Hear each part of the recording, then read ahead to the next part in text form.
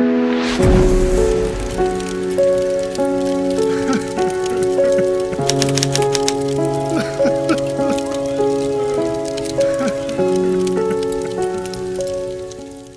dia, que alegria receber cada um de vocês aqui nessa manhã, aqueles também que nos acompanham através da transmissão, que bom tê-los conectados com a gente também.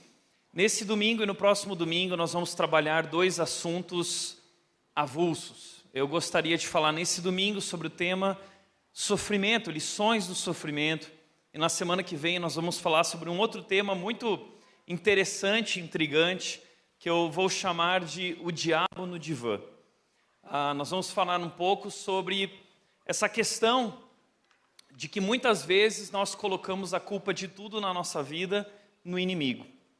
E a gente vai falar um pouco sobre isso, porque o diabo também está cansado, ele foi para o terapeuta também, buscar ajuda, falar assim, puxa, é tudo culpa minha, né?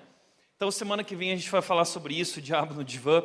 Mas hoje eu gostaria de compartilhar com você a respeito desse tema, algo que Deus tem falado comigo através dos tempos, tem falado com nossa família também, e creio que é tão importante, pois nós como igreja temos vivido tempos, momentos de muita dor.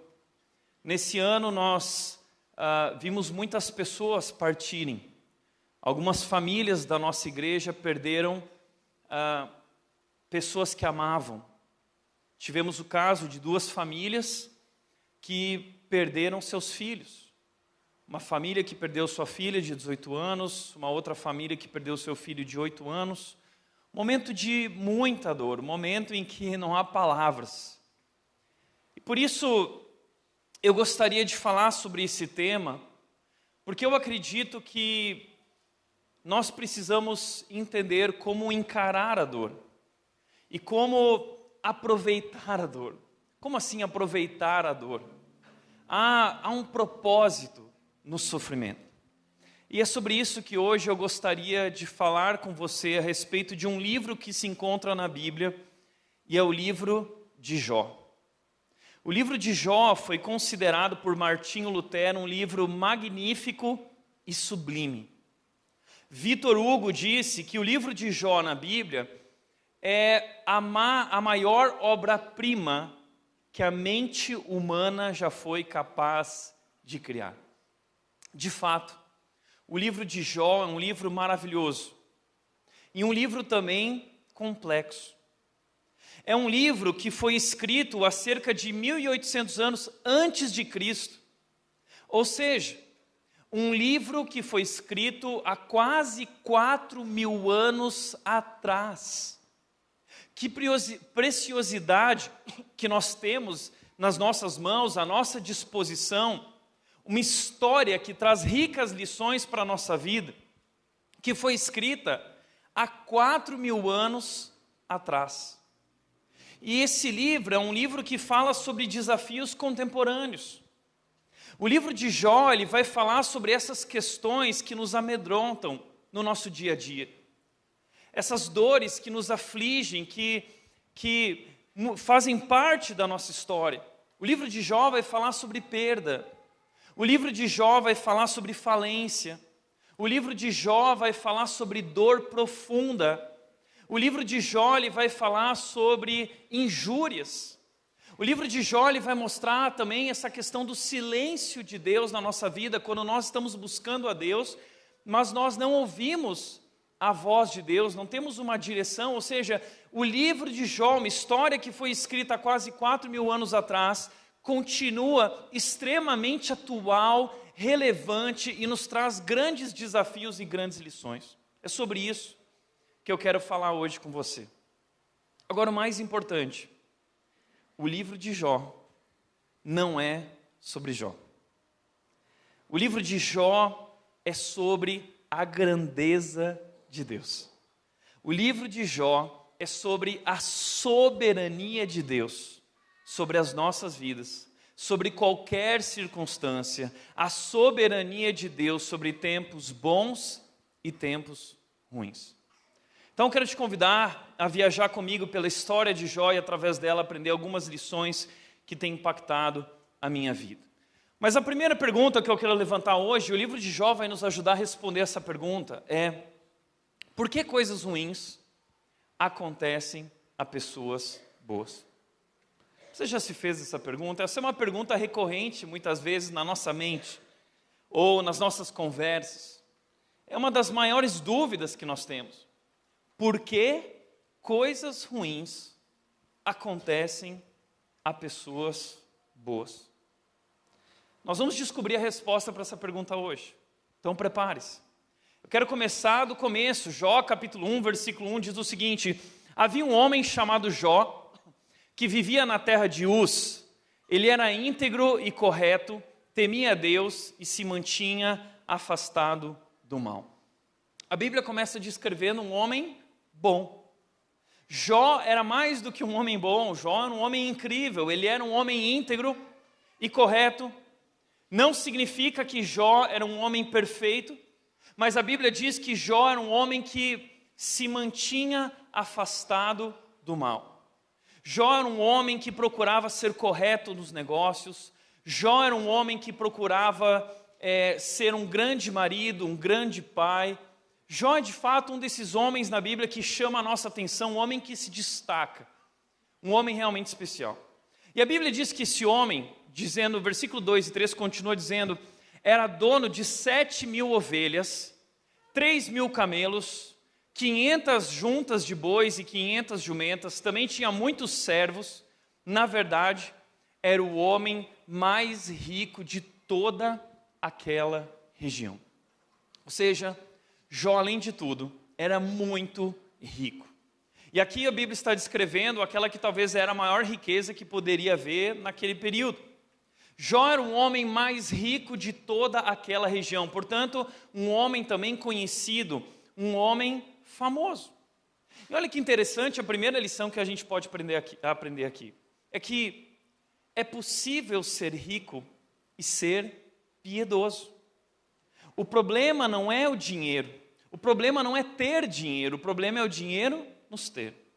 O problema não é ter dinheiro no bolso, o problema é entronizar o dinheiro no nosso coração. O problema não é o dinheiro em si, o problema é o amor ao dinheiro. Jó era um homem rico, mas era um homem extremamente piedoso. E o livro de Jó, então, vai nos contar que certa vez, veja só o que diz o texto, versículos 6 e 7, certo dia, os anjos vieram apresentar-se ao Senhor, e Satanás também veio com eles. Então os anjos vieram se apresentar a Deus. Deus está no controle do universo, na sala de comando do universo. E os anjos, eles vêm se apresentar. E com eles também vem Satanás. E olha que interessante, o Senhor disse a Satanás, de onde você veio? Por onde você estava? Satanás respondeu ao Senhor, de perambular pela terra e andar por ela. Deus, eu estava dando um rolê. Qual é a profissão do diabo? O diabo, ele é um turista dando rolê pela terra. É por isso que Paulo diz lá em Efésios capítulo 6, ele diz, o diabo, vosso adversário, ele não é o adversário de Deus. Ele não tem forças contra Deus. Ele é o nosso adversário.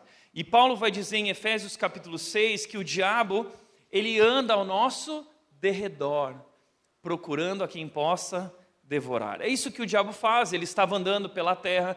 Então, Deus faz uma pergunta para ele. Disse então o Senhor a Satanás, reparou em meu servo Jó?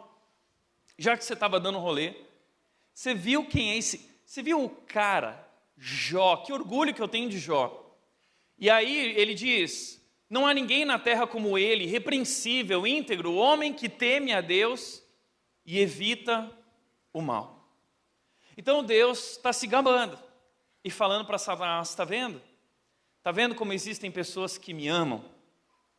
E aí é diante disso que Satanás, ele levanta algumas questões para Deus. E a grande questão de Satanás que ele vai levantar para Deus é a seguinte, Deus, Jó só te ama porque ele é muito abençoado. A grande questão que o diabo vai levantar aqui é que o ser humano só te ama por aquilo que você dá e não por aquilo que você é. Esse é o desafio de Satanás para Deus. Ninguém te ama, Deus, por aquilo que você é. As pessoas te amam por aquilo que você dá a elas. Elas só te procuram porque elas têm algo para receber de você e não por quem você é. Então, Satanás levanta 3 teses. A primeira tese de Satanás para Deus é a seguinte: Deus, ninguém ama mais a ti que ao dinheiro. Veja o que Satanás disse para Deus. Ele disse, Satanás respondeu, é verdade. Mas Jó tem bons motivos para temer a Deus. Tu puseste um muro de proteção ao redor dele, de sua família e de seus bens, e o abençoaste em tudo que ele faz. Veja como ele é rico. Ele é muito rico. Por isso que ele te ama. É por isso que ele vive dessa maneira. Você abençoa ele demais. Então estende a tua mão e toma tudo que ele tem, e certamente, olha o desafio, olha a tese de Satanás, certamente ele te amaldiçoará na tua face. Tira o dinheiro dele e ele vai te amaldiçoar. Ele vai virar as costas para ti. Essa é a primeira tese de Satanás. Agora, dentro dessa tese, ele também diz o seguinte, tu abençoastes ele com família. Então, a segunda tese de Satanás é ninguém ama mais a Deus que sua família. Olha só quantos filhos tu destes a ele, 10 filhos, 7 homens, 3 mulheres. Ele é muito abençoado. Então, Deus dá permissão para o diabo. Sim, tá bom. Então, Deus faz uma aposta divina. Qual é a aposta? Eu te dou permissão para tirar de Jó tudo que ele tem. Presta atenção nisso. O diabo, ele tem o poder dele controlado. O diabo, ele tem que se submeter a Deus. E o diabo, pasme, ele é também usado por Deus como um instrumento de julgamento, de transformação nas nossas vidas. Martinho Lutero dizia que o diabo é um cachorro acorrentado nas mãos de Deus. Ou seja, o diabo só pode agir debaixo da permissão de Deus e nem 1 centímetro a mais. Então Deus permite. E Deus diz o seguinte, olha, mas você não pode tirar a vida dele. E aí o diabo vai lá e tira tudo que Jó tinha. Diz que num único dia, Jó recebeu 4 notícias. O primeiro servo chegou e disse o seguinte, olha Jó, os sabeus vieram e acabaram com todos os teus bois e jumentas. E mataram todos os teus servos que estavam lá. Jó tomou um choque. De repente chegou a segunda notícia, segunda bomba.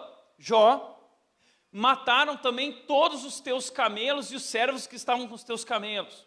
Depois chegou a terceira notícia. Jó, acabaram com tudo que você tinha. E a quarta notícia, a terceira era dos cabeus que vieram e destruíram o restante. E a quarta notícia, teus filhos estavam numa festa comemorando no alto da colina, e um vento bateu e a casa caiu, e morreram teus 10 filhos, e só eu sobrevivi para vir te contar. Ou seja, esse homem perdeu tudo que tinha em um único dia, e mais do que isso, ele perdeu o seu maior tesouro, seus 10 filhos. Imagina um homem, em um único dia, enterrar os seus 10 filhos. Essa é a história de Jó.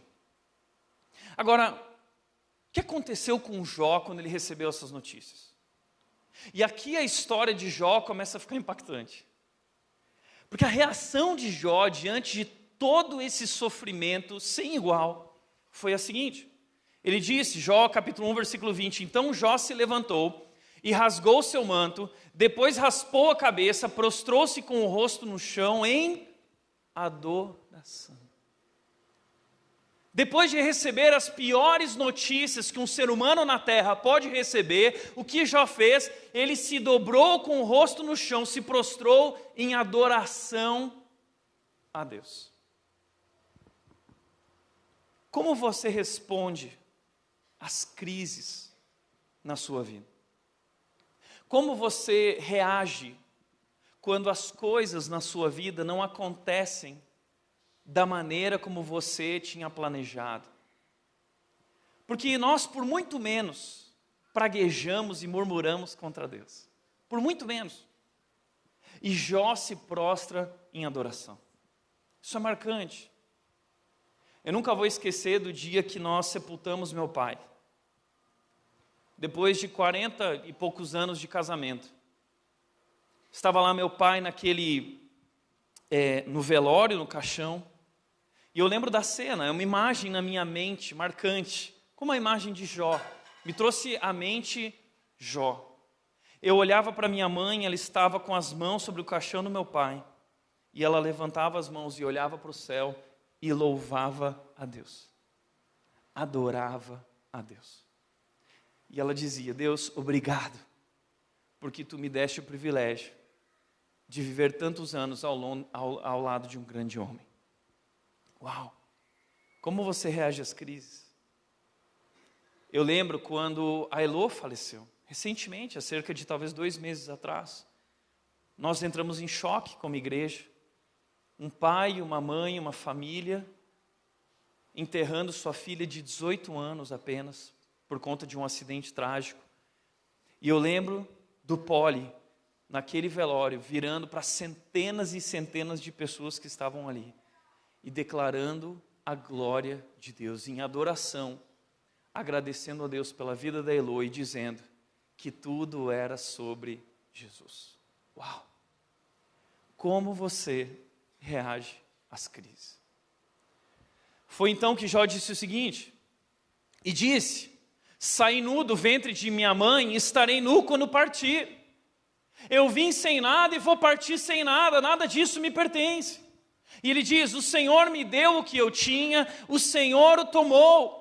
Louvado seja o nome do Senhor. Em tudo isso, Jó não pecou nem culpou a Deus. Ele não culpou a Deus, ele não pecou.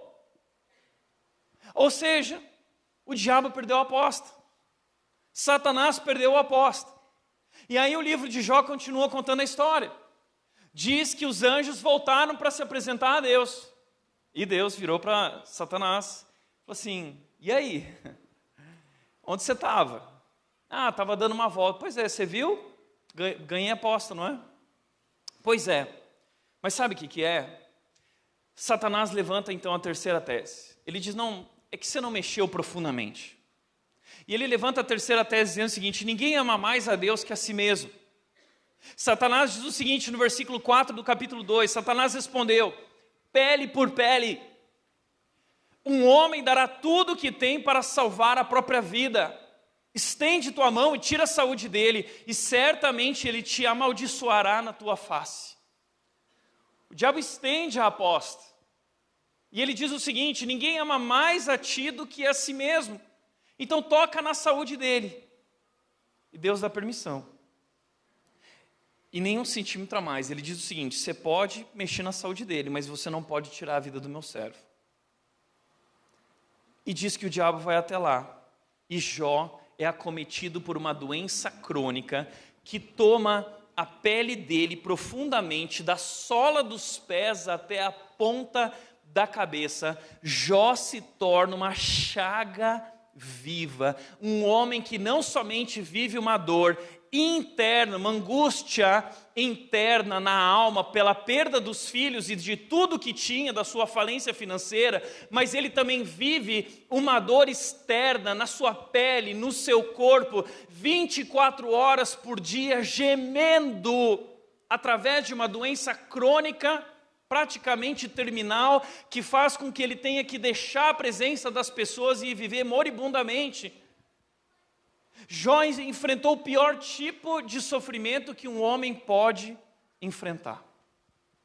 E aí, nesse momento, quando Jó está sofrendo, ele vai tomar outros golpes. Diz que Jó estava sentado em meias cinzas, raspava a pele com um caco de cerâmica. Tamanho era a dor e o que ele experimentava, que ele raspava sua pele com um caco de cerâmica. Sua esposa então lhe disse: você ainda tenta manter sua integridade? Amaldiçoe a Deus e morra. Seja digno, tenha coragem e tire a sua vida, dê cabo à sua vida. Não viva dessa maneira, tenha dignidade de si. A esposa de Jó diz: amaldiçoe a Deus e tire a sua vida. Ou seja, ele perde até sua esposa ao lado dele. Mas a resposta de Jó foi: Jó respondeu: você fala como uma mulher insensata. Aceitaremos da mão de Deus apenas as coisas boas e nunca o mal? Em tudo isso, Jó não pecou com seus lábios. Uau! Como você reage às crises? Por muito menos, nós abandonamos a Deus. Nós questionamos a Deus.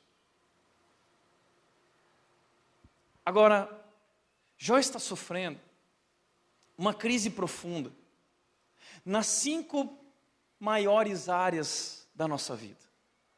Se nós vivemos uma crise em qualquer área dessas áreas aqui, já é o suficiente para nós. Veja como Jó está sofrendo falência financeira. Além da falência financeira, morte dos filhos, ele enterra seus 10 filhos num único dia. Além disso, doença crônica, a crise no casamento, sua esposa agora começa a dizer o seguinte: morra, nem sua esposa está mais do seu lado. E o quinto e último golpe, acusações dos amigos. Porque quando Jó está sofrendo, quando Jó se torna essa chaga viva, quando seus melhores amigos descobrem que ele está sofrendo, eles vêm de longe, eles vêm ao encontro de Jó, porque eles amavam a Jó. Eles se importavam com a vida de Jó. Mas quando eles olham para Jó, eles tomam um susto. E então, através de uma lógica simplista e errada, uma teologia errada, eles começam a tentar descobrir o porquê. Não é assim. Quando nós estamos sofrendo, o que nós queremos entender é porquê. Qual é a explicação? E os amigos de Jó então começam a levantar os porquês. E eles começam a acusar Jó.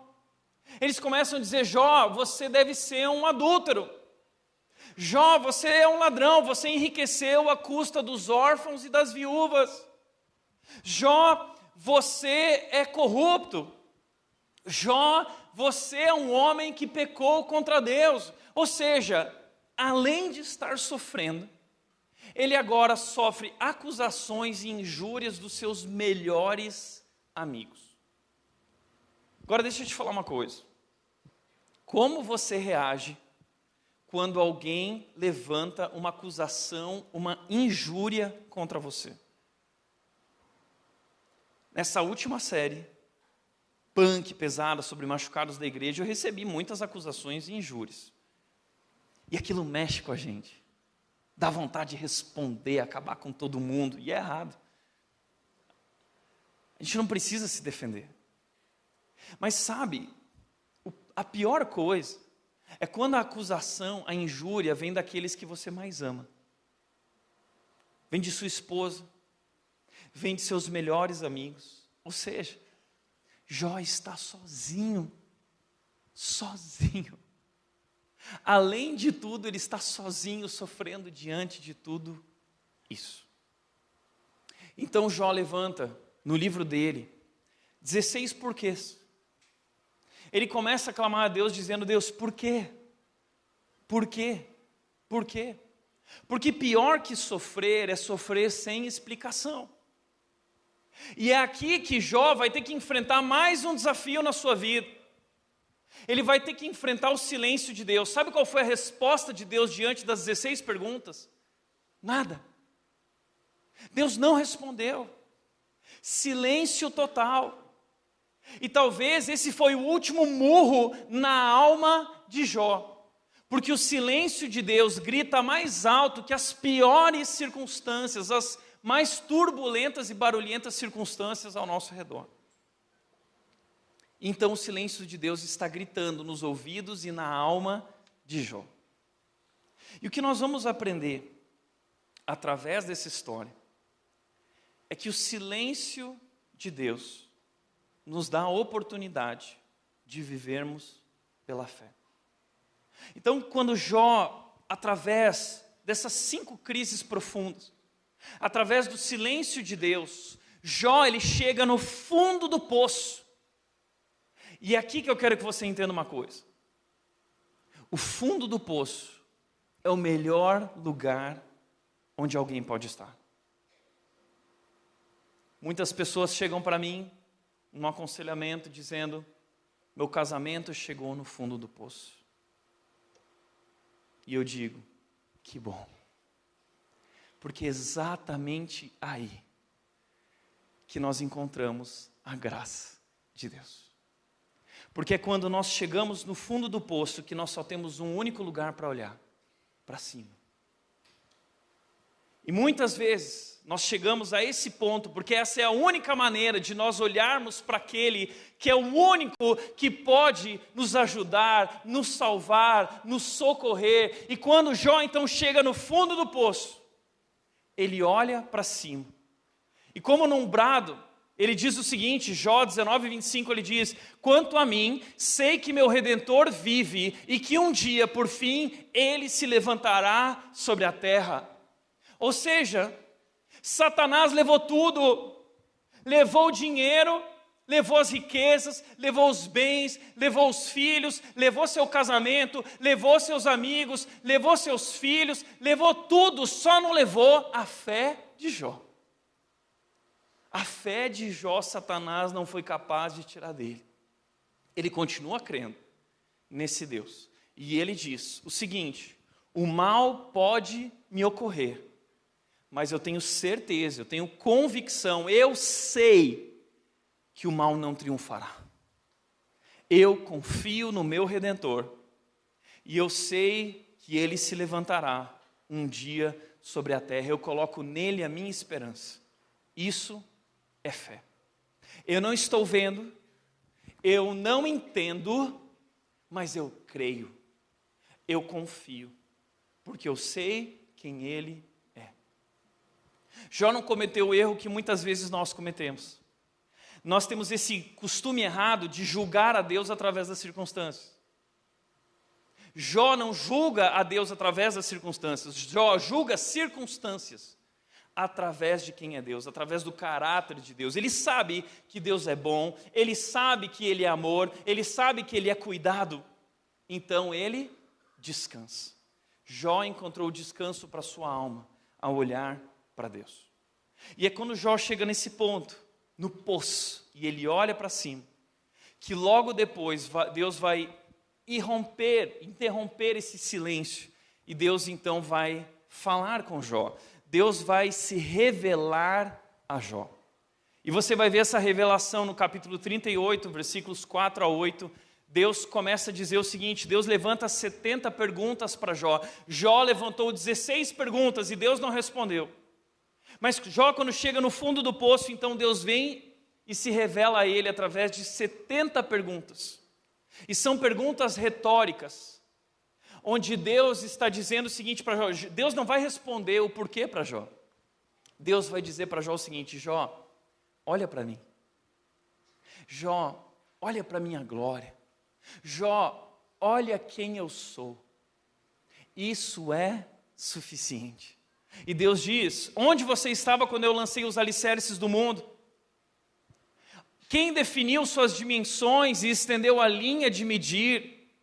Quem estabeleceu os limites do mar? Deus está dizendo: Jó, pare de olhar para as circunstâncias e olhe para mim.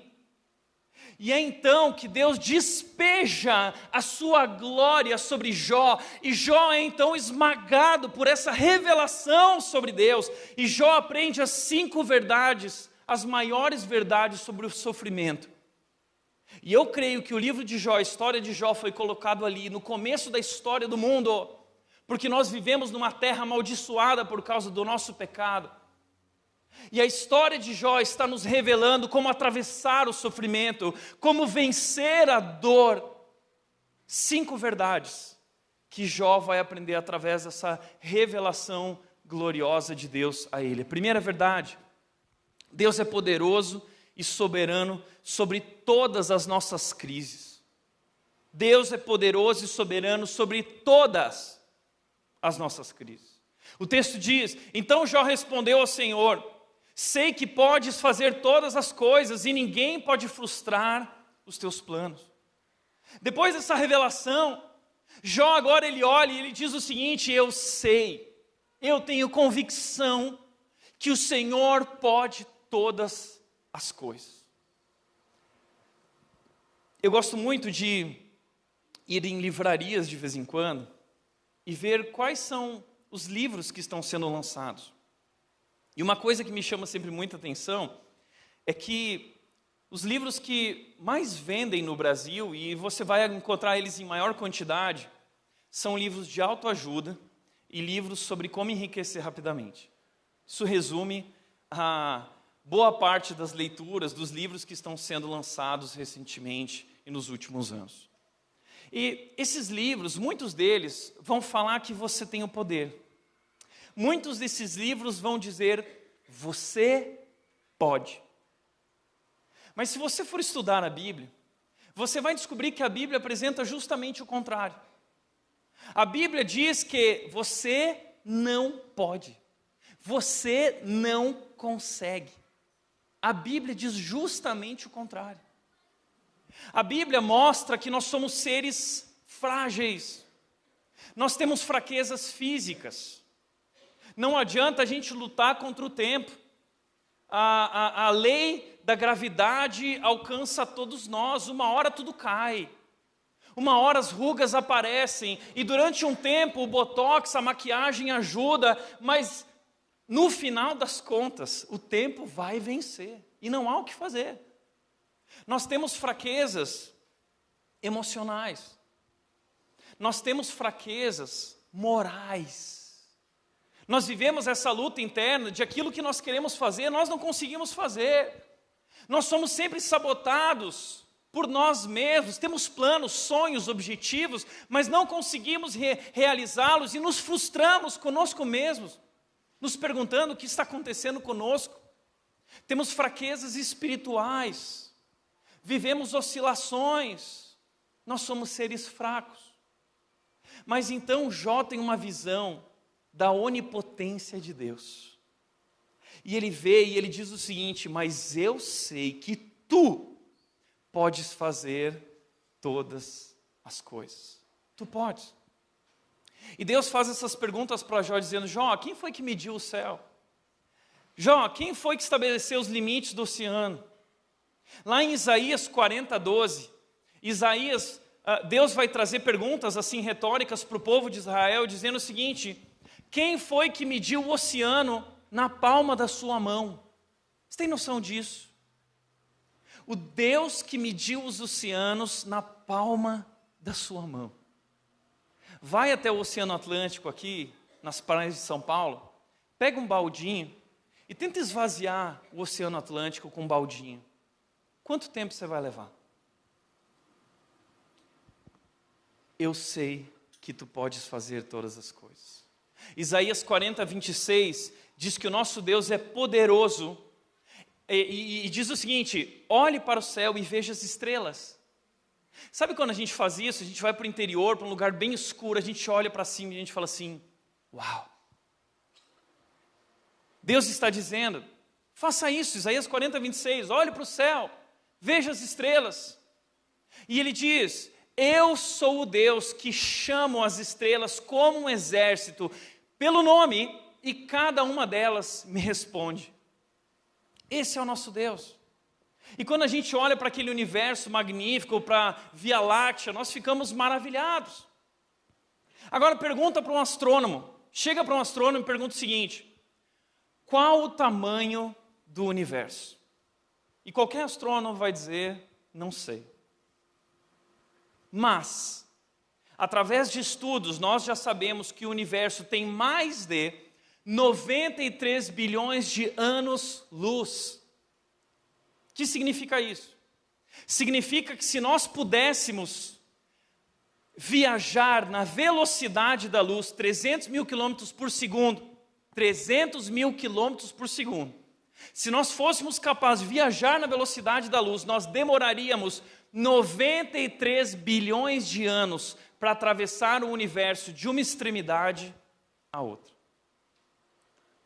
Eu sei que podes fazer todas as coisas. Quantas estrelas há no céu? Pergunte para um astrônomo quantas estrelas existem no universo. E o astrônomo vai dizer, eu não sei. Mas o que os astrônomos já disseram é que eles têm convicção, categoricamente, que existem mais estrelas no universo do que grãos de areia em todas as praias e desertos do nosso planeta. Então tenta pegar pega com uma pazinha, um pouco de areia, leva para sua casa, põe em cima de uma superfície clara, vidro, e tenta contar quantos grãos de areia você consegue pegar na sua mão. Você não vai nem ser capaz de contar os grãos de areia. Mas a Bíblia diz que o nosso Deus conhece cada estrela pelo nome. Esse é o teu Deus. Esse é o nosso Deus. E Jó diz: agora eu sei que tu podes fazer todas as coisas. Mas não é só o macro-universo que nos impressiona, o micro-universo também nos impressiona. Vai para o quintal da sua casa e pega uma folha no seu jardim. Aquela folha é mais complexa em sua estrutura do que qualquer máquina que o homem já inventou. Vai na geladeira, pega um ovo, quebra o ovo, põe dentro da frigideira, olha para a gema. Aquela gema é mais complexa do que qualquer sistema já criado pelo ser humano. Olha para o corpo humano. Existe um doutor que revelou que em cada olho humano existem 2 milhões de fios encapados em cada olho. E é através desse sistema complexo que nós somos capazes de ver. E se esses 2 milhões de fios não fossem encapados, eles provocariam um curto-circuito e nós ficaríamos cegos. Também foi descoberto que nós temos em nosso corpo 60 trilhões de células vivas. Dr. Marshall descobriu isso. 60 trilhões de células vivas apenas em nosso corpo humano. E dentro de cada uma dessas células existe 1,70 m de fita de DNA, onde está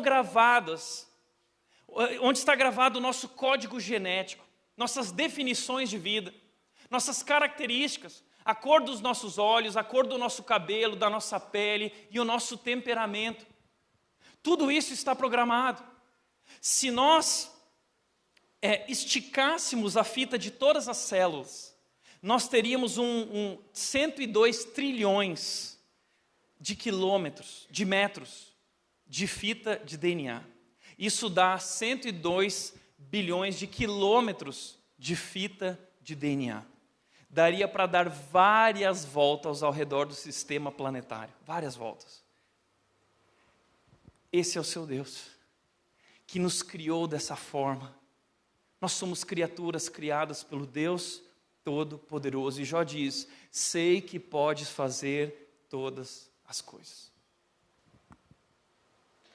Outro doutor disse que códigos de vida não acontecem através de uma grande explosão. Código genético não tem como acontecer.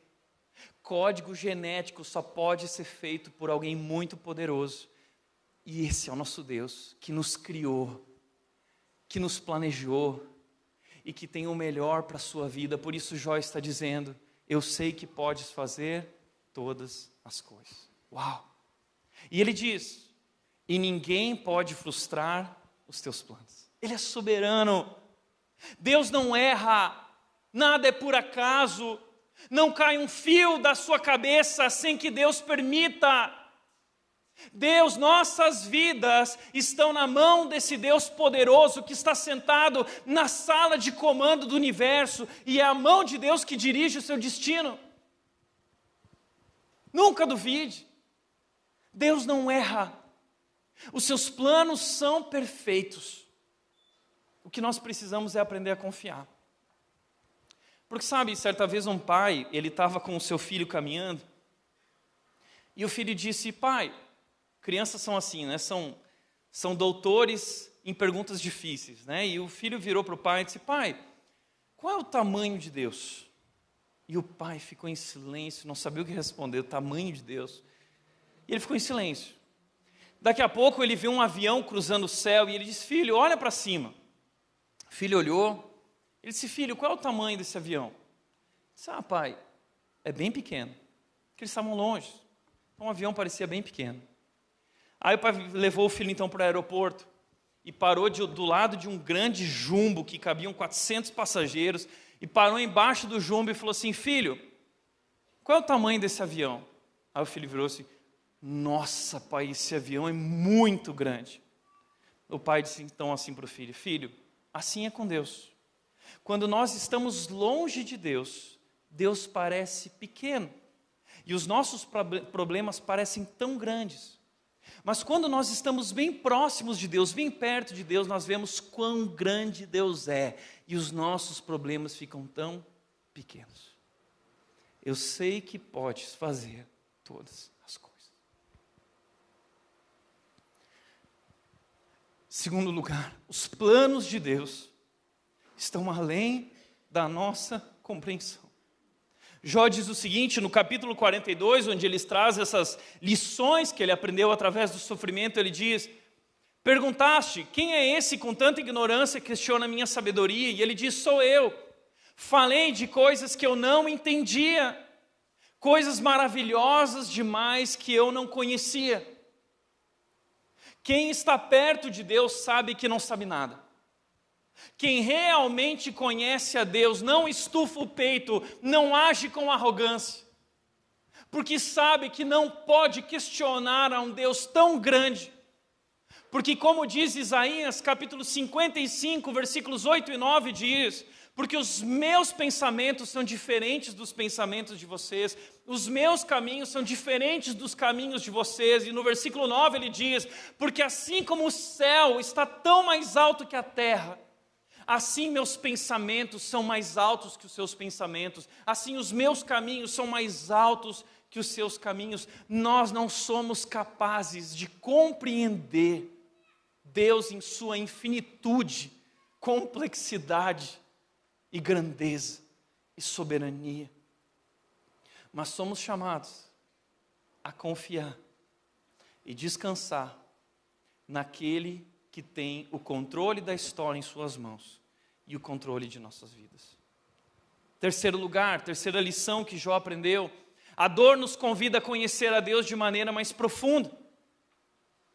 Versículo 42, a parte A, diz: antes eu só te conhecia de ouvir falar, agora eu te vi com os meus próprios olhos. Eu só te conhecia de ouvir falar, mas agora os meus olhos te veem. Jó, através de toda essa experiência, ele foi transformado. Ele conheceu a Deus mais profundamente. E é isso que a dor faz, é isso que o sofrimento faz. A dor é um convite para nós desenvolvermos uma relação mais profunda com Deus.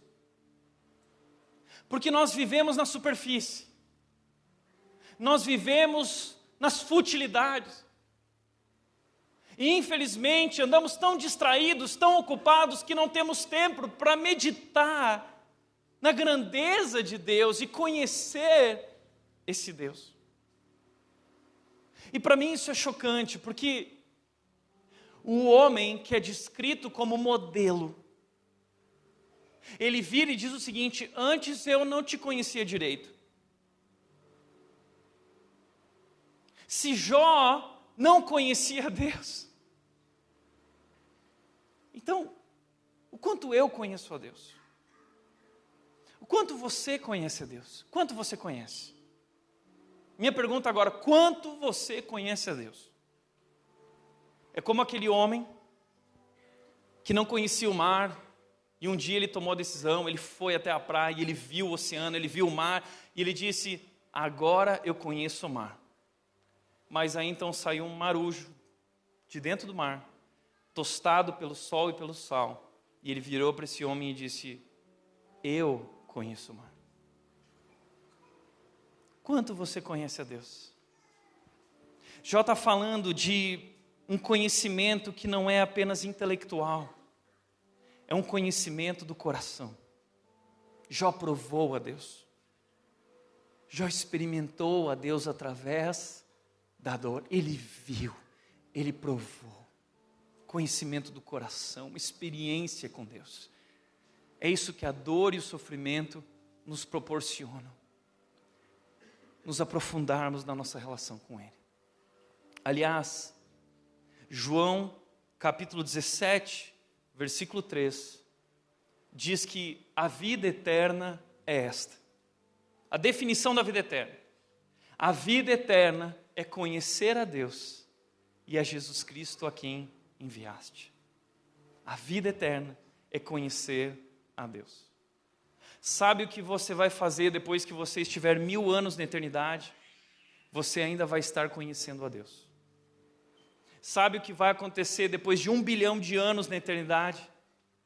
Você ainda vai estar conhecendo a Deus. Porque nem toda a eternidade será suficiente para esgotarmos o conhecimento da grandeza e da glória do nosso Deus. Que Deus! Deus que pode todas as coisas. Quarto lugar, somos transformados à medida que nos aproximamos de Deus.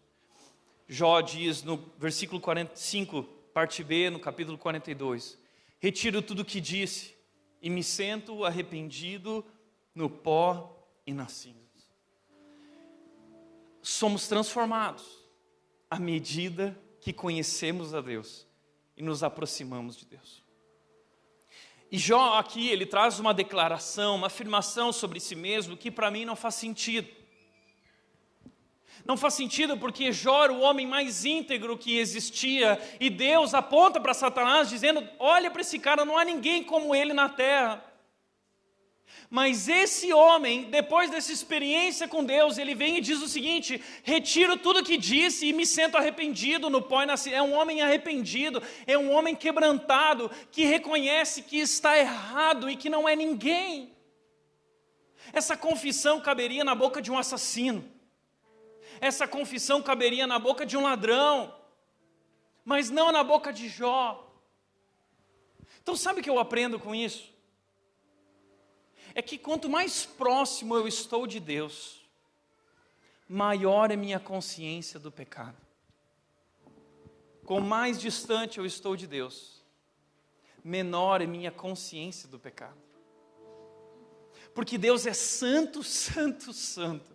E eu sou pecador, pecador, pecador. E quando eu me aproximo de Deus, a glória de Deus, a luz dele ilumina os cantos mais escuros da minha vida e da minha alma e mostra a sujeira, a pequena sujeira que existe nos recônditos do meu coração.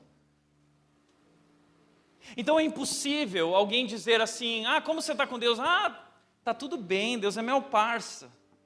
Quem vive próximo de Deus só pode dizer uma coisa, ai de mim. Essas foram as palavras de Isaías quando ele contemplou a glória de Deus. Ele disse, ai de mim, porque eu sou um homem de lábios impuros. Ai de mim. Eu sempre gosto de dizer, como aquela vez que eu estava na minha casa, quando eu era solteiro, e eu não cuidava tão bem da casa, não tinha ainda a Nath na minha vida, né? E eu lembro que eu tinha uma lâmpada lá, mais ou menos de 40 watts, e um dia, e eu olhava para as paredes da minha casa, estava tudo bem. Mas teve um dia que aquela lâmpada queimou, e eu fui até o mercado e não tinha outra lâmpada além da de 100 watts. E eu coloquei a lâmpada de 100 watts lá. A hora que eu liguei a luz, eu tomei um susto. Eu olhei para as paredes, e as paredes estavam completamente manchadas. A questão é perspectiva. Quanto mais próximo de Deus eu estou, maior é minha consciência do pecado. Eu sou capaz de ver, eu sou capaz de enxergar quem eu realmente sou. E quando eu estou distante de Deus, eu não sou capaz de perceber. Está tudo bem, porque eu sou tão distante que eu não percebo, eu não contemplo a glória de Deus. Então, é aqui que a história de Jó para mim ganha um sentido profundo. Sabe por quê? Porque no começo a pergunta que eu fiz aqui foi por que pessoas boas sofrem? Por que acontecem coisas ruins a pessoas boas? Sabe qual é a conclusão de Jó no final do livro dele?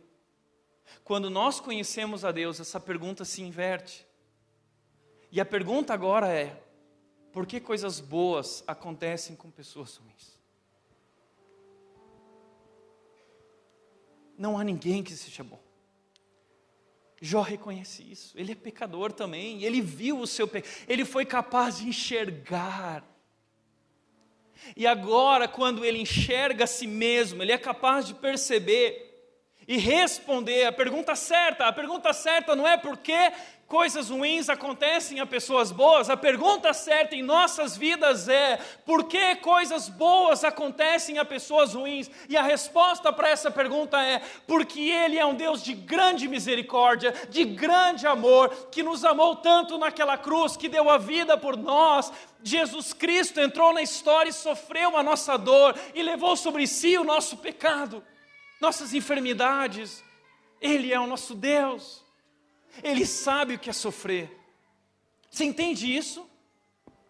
Deus não é um Deus sádico que está se divertindo na sala de comando do universo. Ele é um Deus que sofre o que nós sofremos. Ele sente a nossa dor. E Ele veio a esse mundo para acabar de uma vez por todas com a dor. E Ele sofreu a dor mais do que Jó. Só existe um homem que talvez sofreu mais do que Jó: Jesus Cristo crucificado, Filho de Deus. E através do seu sacrifício e da sua morte, Ele trouxe redenção, eterna redenção, para que a dor não seja a última palavra, para que a morte não seja a última palavra. Então deixa eu te dizer uma coisa: todas as vezes que você se perguntar dizendo: meu pai morreu, meu filho morreu, por que Deus não fez nada? A resposta certa é: Deus fez. Ele enviou seu filho para morrer, para que através da obra dele, através da sua morte e ressurreição, e dessa salvação que há em Cristo Jesus, a morte não seja mais a última palavra. A boa notícia é: o mal não vai triunfar, a morte não vai triunfar, a dor não vai triunfar, porque Ele fará novas todas as coisas, e não haverá mais morte, não haverá mais dor, não haverá mais sofrimento. E Ele enxugará dos nossos olhos cada lágrima, porque nós vamos viver na presença dEle e vamos experimentar a glória dEle a cada dia. Quinto e último lugar, o maior sinal da nossa transformação é o perdão. Aqui eu quero encerrar. O texto diz: quando Jó orou para os seus amigos, o Senhor o tornou próspero de novo. Na verdade, o Senhor lhe deu o dobro do que tinha antes. Sabe o que aconteceu? Jó aprendeu. Jó não desperdiçou o sofrimento. Jó cresceu, Jó foi transformado. E o último ponto da transformação de Jó, e esse é o maior sinal da nossa transformação, é quando nós somos capazes de perdoar aqueles que nos feriram. Se não há perdão, não há real transformação. O perdão, o amor, é o maior sinal da presença de Jesus Cristo nas nossas vidas.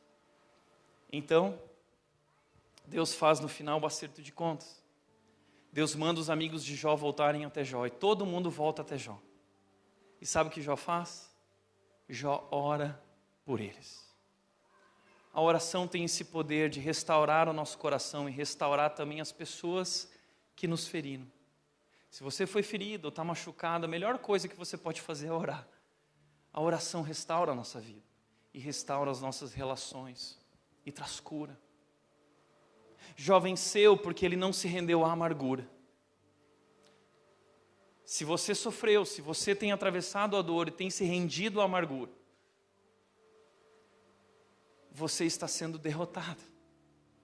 E Deus quer te convidar a viver esse perdão na tua vida e amar como Ele te amou e descobrir no amor dEle a resposta que você procura.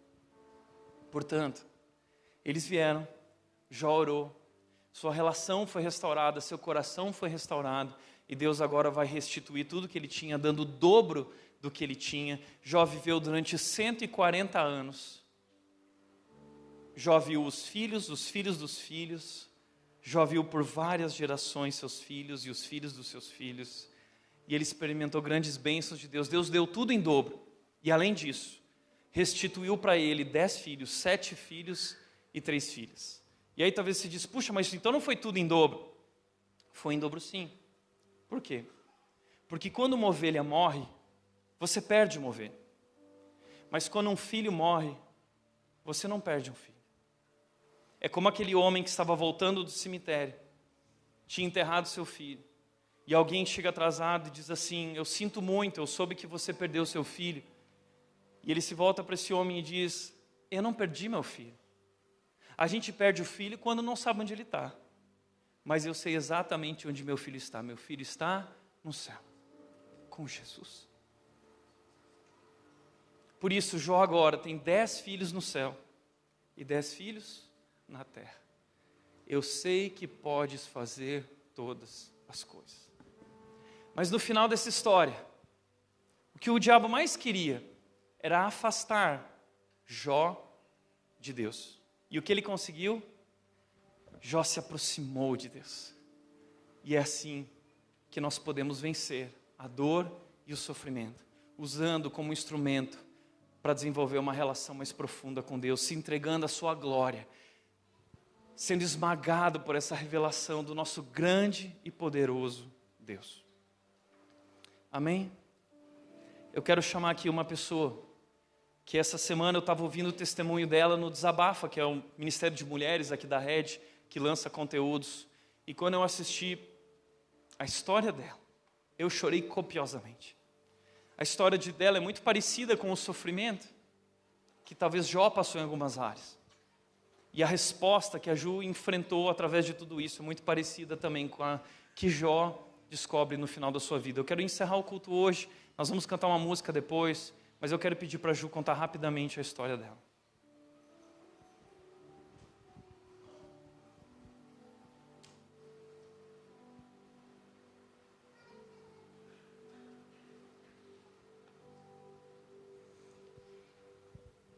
Bom dia, meu nome é Juliana, eu sou membro aqui da Rede e hoje eu queria compartilhar um pouquinho da minha história com vocês. Quando eu tinha 3 anos de idade, o meu pai ele foi assassinado em uma briga de trânsito. E em um momento nós éramos uma família feliz, unida, e no momento seguinte a gente entrou numa dor profunda e um luto que durou muitos anos. Tão precoce eu virei órfã e a minha família se desestruturou completamente. Eu sabia o que era ser filha, afinal de contas eu tinha uma mãe e parentes que me amavam muito, mas eu também sabia o que era ser órfã, porque me faltava essa parte do meu cuidado do meu pai. Ainda muito nova também, eu sofri abuso sexual e, além disso, eu sofro de transtorno bipolar desde que eu sou criança. Então, juntando o assassinato do meu pai, o abuso e o fato de eu ter um transtorno mental, com 11 anos eu tentei o suicídio. Eu nunca entendi o porquê Deus permitiu que eu vivesse aquelas situações. E eu vivi um período de revolta por muitos e muitos anos. Quando eu tinha 18 anos, eu me converti. Eu conheci pela primeira vez Deus, o que era o amor de um pai. Eu liberei perdão sobre quem tinha me abusado. E aquilo foi completamente libertador para mim. E eu comecei a andar nos caminhos do Senhor. Então, eu achei que, a partir daquele momento, eu ia estar livre de sofrimento para o resto da minha vida. E aí entra a história que eu quero compartilhar hoje com vocês. Desde criança, eu sou apaixonada pelo tema da adoção. E eu sempre soube que eu gostaria de adotar uma criança. Quando eu conheci o meu marido, eu contei a minha história de vida para ele e também contei, que o meu sonho era adotar, que se ele quisesse casar comigo, ele tinha que estar aberto para isso. E ele topou. Então, a gente se casou e, quando a gente completou 1 ano de casado, a gente decidiu que era hora de ter filho. Os nossos planos eram um filho pela via adotiva e um filho pela via biológica. Nós demos entrada no processo de adoção aqui no Fórum de Indaiatuba e, ao mesmo tempo, nós fomos no médico para fazer os exames, ver se estava tudo certo para engravidar. Então, começou a pandemia, o Fórum simplesmente fechou, o que deixou meu processo empacado, e nós também adiamos os exames por alguns meses. Quando completou 1 ano que a gente tinha começado o projeto de ter filho, a gente finalizou todos os exames, e aí veio um susto. A gente descobriu que meu marido ele sofre de uma infertilidade muito grave, assim, e não tem o que a gente possa fazer, não tem tratamento para resolver, porque ele nasceu com isso. E a gente passou em especialista e nos perguntaram quanta questão a gente fazia de ser pai, porque o organismo do meu marido é incompatível com uma fecundação. Nós oramos e, conversando, a gente decidiu que não vamos tentar fertilização in vitro. E como o nosso plano é ter 2 filhos, a gente falou, então, beleza, vamos adotar 2 crianças, e a gente aceitou que não ia gerar uma criança biológica. Nós sabemos que Deus ele é poderoso para me permitir engravidar, apesar do que a medicina diz. Mas nós descansamos, porque a gente entendeu que Deus também é soberano para não enviar um filho biológico para a gente. Mas o meu sonho da adoção nunca anulou o meu sonho da gestação. E foi aí que eu entrei num período de luto enorme. E um dia eu estava chorando muito, e eu disse para Deus, Senhor, você já tirou de mim o meu pai, e não me permitiu saber o que era ser filha. Por que agora o Senhor não me permite saber o que é ser mãe? E, ao mesmo tempo, ali na pandemia, um número enorme de mulheres começou a aparecer grávida. E um dia uma gestante, ela me disse que sentir o filho dela no útero era sentir o amor de Deus dentro dela. Então eu pensei, então tá, né? Então Deus não me ama. Eu entrei numa crise gigante, eu vi partes horríveis de mim, eu senti inveja, eu senti raiva, eu senti que Deus tinha se esquecido de mim, eu senti que Ele tinha filhas preferidas, porque Ele permitia que elas vivessem algo que Ele não me permitia viver. E assim como quando eu era criança, eu me sentia deslocada, porque diferente dos meus amigos eu não tinha pai, agora eu me sentia deslocada, porque diferente das minhas amigas eu não podia engravidar. Era constrangedor, como se eu fosse inferior a todas elas, como se eu fosse menos mulher, como se eu fosse quebrada mesmo. E a cada dia eu me isolava mais. Ao mesmo tempo, eu ouvi comentários horríveis, de que a culpa era minha falta de fé, que a culpa era minha, porque eu não orava o suficiente para Deus me mandar um filho. E eu ria com os que riam, mas parecia que ninguém chorava comigo. Era como se ninguém entendesse aquela dor profunda que eu estava sentindo. E eu me sentia como se eu fosse um estrangeiro numa terra distante, eu me sentia sozinha. Eu vivia etapas de um luto mesmo, e eu não conseguia ver o amor de Deus na minha vida. Em 2 Coríntios 12, é dito que Paulo ele se gloria na fraqueza, porque é quando ele está fraco que ele está forte. E ao longo da minha vida cristã, eu questionei muito Deus, porque Ele me permitiu passar por todas as situações que eu passei, desde muito nova. Eu aprendi que quando as situações elas nos tiram o chão e a gente perde algo que a gente ama, nós temos que nos lembrar que a graça de Deus é suficiente. Em Cristo, nós temos toda a força que precisamos para a gente passar pelos mais profundos desertos da vida. Em Cristo está a nossa alegria e a nossa identidade. Em Cristo, eu não sou órfã, porque eu tenho um Pai Celestial que me adotou como filha.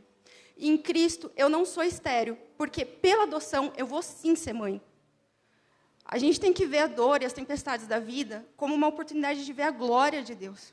Porque, como diz a passagem, são nas nossas fraquezas que o amor de Deus se aperfeiçoa. E eu sei que é fácil falar tudo isso, mas como fazer isso virar verdade no nosso coração? Eu passei um ano inteiro repetindo que eu sou sim uma filha amada de Deus e que a graça de Deus é o suficiente para mim.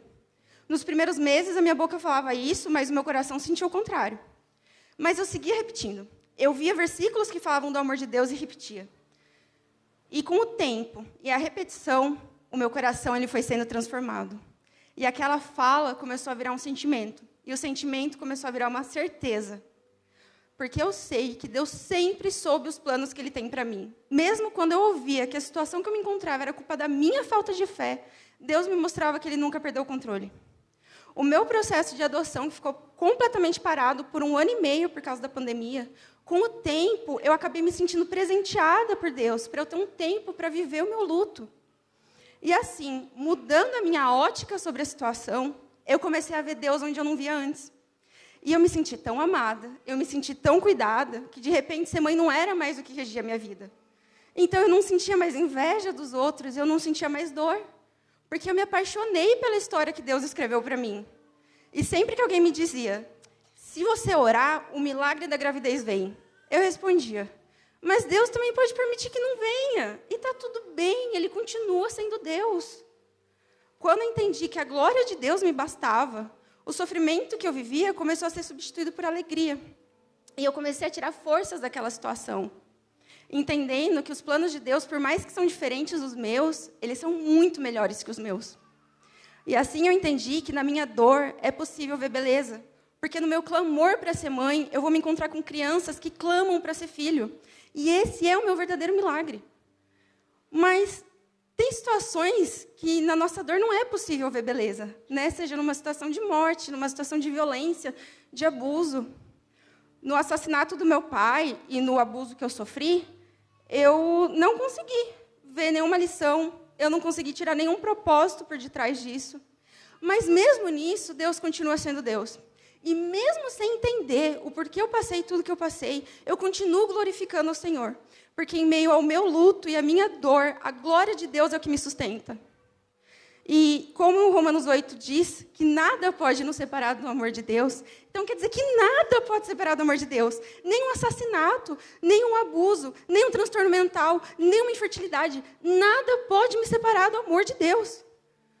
Você sente que você não consegue ver o amor de Deus na situação que você está vivendo? Jó, em meio a profunda dor e luto, ele passou a conhecer verdadeiramente Deus. Não só de ouvir falar sobre quem Ele era. Noemi, em meio ao luto, ela teve o seu coração amargurado, transformado, graças à ação de Deus na vida dela, através da nora Ruth. Saiba que Deus deu a maior prova de amor quando enviou Cristo para morrer em uma cruz por nós. E isso é o suficiente para saber que, diante das dificuldades, nós somos sim filhos amados. Não é necessário que os nossos planos se realizem da forma que nós sonhamos para ver o amor de Deus. Ali, na cruz do Calvário, o amor supremo de Deus foi revelado. E em meio à dor desse mundo, a revelação desse amor nos dá forças. E essa graça é suficiente para a gente provar da paz que excede todo entendimento. E que hoje, todo o sofrimento que eu passei, eu entrego para Deus, para que seja uma ferramenta nas mãos dEle, e que para que o nome dEle seja glorificado através da minha vida.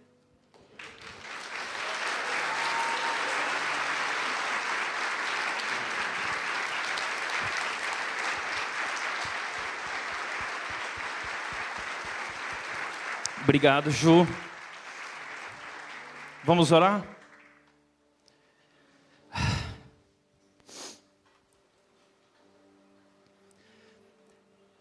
Deus, nós somos tão pequenos. E é impressionante como o Senhor, sendo tão grande e poderoso, ainda se importa conosco. E veio a esse mundo e deu a vida por nós. E mostrou a grandeza do teu amor, capaz de restaurar e transformar a nossa vida, nos convidando para viver uma nova vida, abundante, eterna, ao teu lado. Nós nos rendemos hoje, diante dessas lições. No nome de Jesus, nós queremos encerrar essa manhã, como Jó, te adorando, te adorando. Em nome de Jesus, amém.